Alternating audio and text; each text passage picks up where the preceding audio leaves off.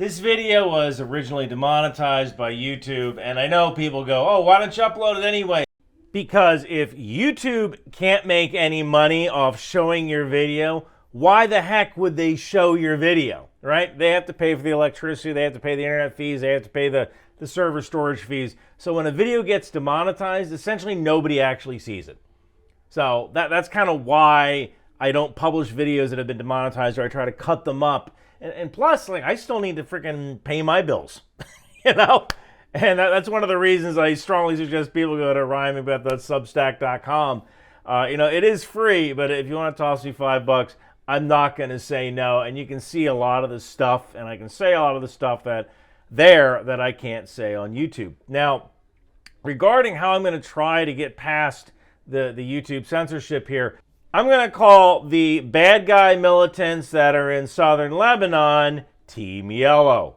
And I'm going to call the bad guy militants in Gaza Team Green. And inshallah, that will get me past the YouTube censorship. So let's get started. Look, I wanted to do a quick video on what those Israeli strikes on August 25th kind of mean for Israel, for Team Yellow, for Team Green, and for Iran and for the region.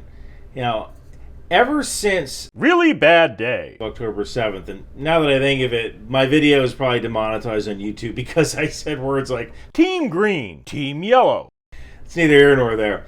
Ever since the really bad day, October 7th, one of the issues that Team Yellow has had is that they really haven't tried to attack Israel all that hard. They might shoot a couple of rockets, but it's almost like they kind of saw what happened to Team Green, or they knew what was going to happen. Team Green. And they decided, you know what, maybe we'll sit this one out. And one of the reasons for that is that Team Yellow and Lebanon is not Gaza. Team Green. And here's what I mean by that. The big difference between Gaza and southern Lebanon is that people in southern Lebanon can leave. And so, like, right now, I would not be surprised if Team Yellow is kind of looking at Gaza and going, the one feature that Team Green had, which was that civilians would be killed during airstrikes and military operations. And I say that's a feature because Team Green needs civilians to get killed in order for the world to get upset at Israel and cause them to stop, which would create a ceasefire, which would mean a victory for Team Green.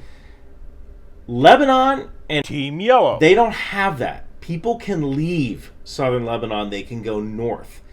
And so for the past 10 months or so, Israel has been mapping the location, every single Team Yellow base, every single Team Yellow supply dump, every single Hezbollah tunnel, every single Team Yellow training area. And they have that information.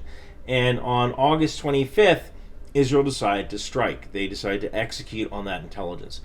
And right now, I'll bet you that Team Yellow is kind of feeling like that henchman in the Dark Knight Rises, Bane's henchman, who was all like, touch him, then I will kill you.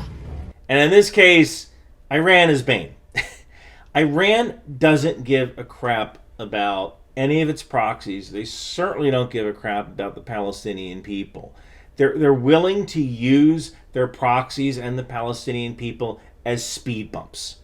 And the whole idea here is that if you set Team Yellow up as a target, it's a lot easier for Israel to attack targets in southern Lebanon than it would be to attack targets in Iran.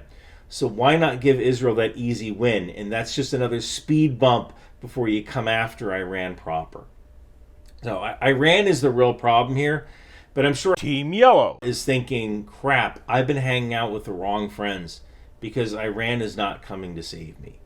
And that's when people talk about the region turning into like a wider war, that's one of those things I don't see. When the really bad first day started on October 7th, I knew that Team Yellow was the varsity team. Team Green, junior varsity. Team Yellow, varsity team. They had weapons. They had I want to say about 20,000, maybe 40,000 with reservists, honest-to-God soldiers, like a genuine honest-to-God army, surface-to-air missiles, artillery.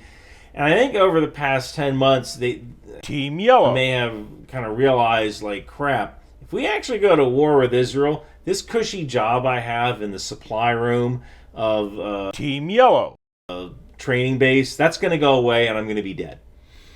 Israel isn't playing around anymore. And so I think that's one of the reasons Team Yellow it's so quiet.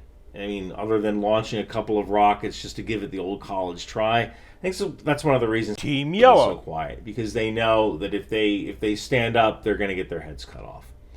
But again, the real problem is Iran, and kind of the other question is what happens when they run out of speed bumps. I mean, the last speed bump is the Houthis down in the Red Sea, and one kind of interesting thing is that the Houthis attacked I think it was this Greek ship that was carrying oil, and you don't see any environmentalists complaining about that. I kind of figured some environmentalists would be a little upset with the Houthis for attacking a ship full of oil, but I guess apparently you're not an environmentalist if you're dealing with anti-colonialist forces or something like that. But the Houthis are the last speed bump, right? If Team Yellow gets attrited, then the Houthis are probably going to be next.